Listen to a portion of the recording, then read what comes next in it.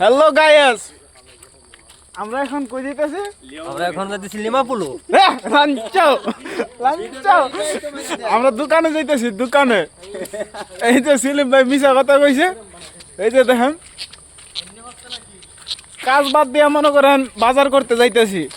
আর এই যে আমার বস উস্তাদ, আমার গুরু, হে যুগালি আম্মা, এই যে এরা যুগালি।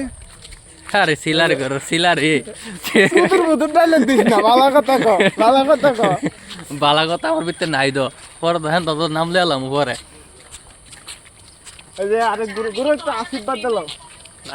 আশীর্বাদ আর কি দিবে, তুই ডায়লগটা দিয়া জানা হে উড়ি শালি তোরে কইতেছি ডায়লগ। আসসালামু আলাইকুম, আমরা মালয়েশিয়ান প্রবাসী। আমরা এখন সেই বাংলা দোকানে যাচ্ছি বাজার করিতে।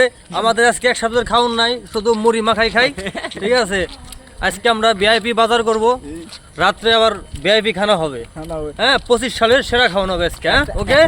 3 মাসের বেতন দিয়ে একটা উট কিনতাছি, আর সাথে একটা হরিণও আইব।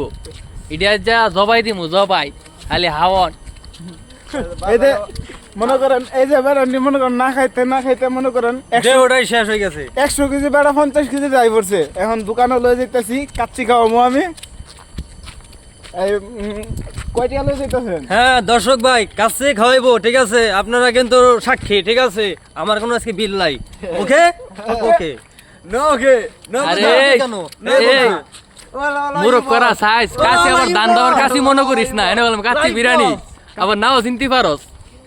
গরিবের আসিন করতে, গরিবের দুঃখ বোঝার কেহ নাই, দয়াল চাইলে ডাইলে রোজানি রোজ খাই।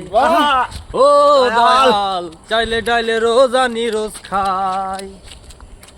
ওকে।